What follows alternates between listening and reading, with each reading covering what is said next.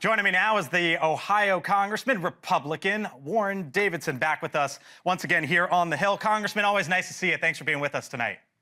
Yeah, likewise. Thanks for allowing me to join you. Of course. So I had no idea. I learned something about your state today, Congressman, which is Ohio is the 6th biggest wine producer in the United States. I think if you add it all up, the latest reading we had is something like 28 million bottles of wine get produced in your state every year. The president's announcement today on wine tariffs, I guess, could be good for Ohio, good for Napa Valley. That's the argument that the White House is making tonight. Do you view this as a good thing, or are you worried about where the president is going with this? Well, look, I think the president's right over the target. People in Ohio love Donald Trump, and his message is perfectly crafted for our state.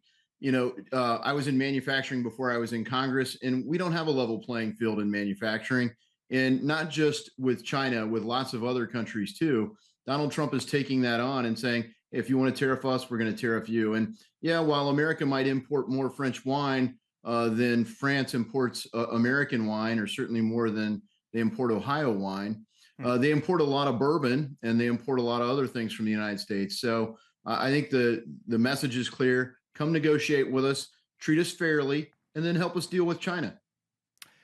There was another headline today, Congressman.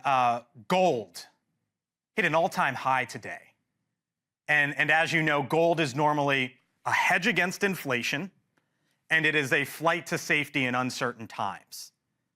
What does it say to you that gold is touching new highs here less than 2 months into to Trump 2.0?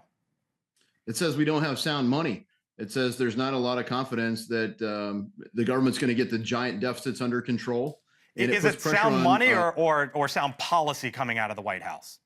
No, it's money. It's the money. The massive inflation starts with printing money. That was Milton Friedman's Nobel Prize in economics. We printed a massive amount of money. We're spending way more than we bring in. And then you see asset price inflation. And the reality is people with lots of assets, their assets have been inflated. And now you're starting to see a little bit of that deflation. Where are people going to? Well, safety, which is commodities, and gold is the leading commodity. The other part is it's a hedge against other risks. And so sound money has been backed by things like gold in the past. It doesn't have to be, but we do need to get our fiscal house in order. And that's what the president and Elon Musk, the Doge team, Russ Vought, Secretary Bessent, everyone's speaking with one voice. Look more at the 10-year than the Federal Reserve. So they are speaking sort of with one voice, and you talked about spending is sort of one of the things you just hit on. Do we have Chuck Schumer on the live right now on the Senate floor? I just want to let our audience know, and Congressman, you might want to know as well. Chuck Schumer, the Senate Minority Leader, speaking on the Senate floor right now as Senate Democrats try to figure out if they are going to vote for or against the short-term government spending deal that your side of the aisle just passed and sent through. Howard Lutnick, the Commerce Secretary, Congressman, said today, floated out an idea, or at least walked it back. The idea of a balanced budget, if there's a balanced budget in 4 years, that President Trump could potentially wipe away income taxes for those making under $150,000. I want you to hear what the Commerce Secretary had to say. I'll get your reaction on the other side. What we discussed was when the president balances the budget, his first move is going to be, he has suggested that he would like to waive taxes for people under $150,000. That's aspirational, that when we balance the budget. All right, so he's talking about when we balance the budget, but I'm looking at a deficit, Congressman, and you know this, but for our audience here on News Nation or those listening to us on Sirius XM, $307 billion last month in the first month of the Trump administration, $1.1 trillion the first 5 months of the fiscal year. You just passed legislation that would essentially kick the can down the road. Republicans with the tax bill would be voting for potentially a give or take a $3 trillion hole. How are we talking about balancing the budget with this as the starting point? Well, the starting point is where we left off. You've got a continuing resolution that is largely status quo. But one of the things that Chuck Schumer and AOC and the squad don't like is that we actually spent less money. It's only $7 billion less than the previous year. And part of that is clawing back some of the funds that were appropriated under the Biden No, I know, but I'm talking about $1 trillion in 5 months. So I'm talking about $1 trillion in 5 months. The cuts. No, but I mean, that's when we're going to go after the cuts is we're identifying them now. And shame on Congress. Look, there's some of us that have been pushing for this for years. You can look at Citizens Against Government Waste as a proxy. Lots of us have over 90% scores on that.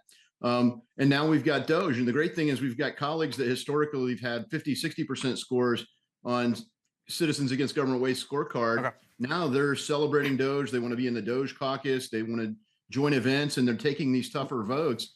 It's not easy to save money, but we need to. Okay.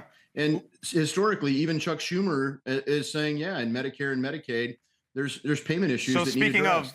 speaking of Schumer, I don't mean to jump in here, Congressman, but Schumer did say, the top Democrat in the Senate, that they are going to vote for keeping the government open, meaning going forward, which essentially would clear the decks for House Republicans and Senate Republicans to go forward with the Trump agenda, the things that President Trump campaigned on and promised out on the campaign trail. But as you know, Congressman, getting that tax cut legislation is going to be difficult. It's going to be tedious. It's going to be hard.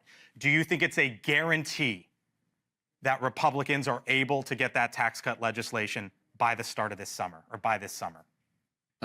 I think it's a guarantee that Republicans will pass tax reform. And look, the baseline is wrong. I mean, the status quo is we have tax cuts from the first Trump administration.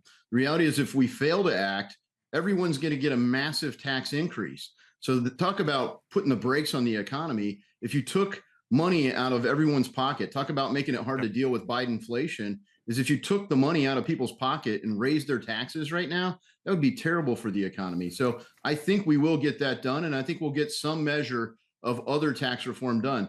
We know in some of our high tax states to help people there, we need a state and local tax deduction. That's controversial in a lot of the country. That is controversial, and that's why I asked. Yeah, that's why I ask if you think it's a certainty, because as you know, but for our audience, once you take one issue like salt for your, then there's this and this and this and that, and that's part of the discussion that's going to happen, as you know. Congressman, I got to leave it there. Thanks for being with us, including in the middle of some breaking news there. Appreciate it, sir. We'll get it done. Thank you.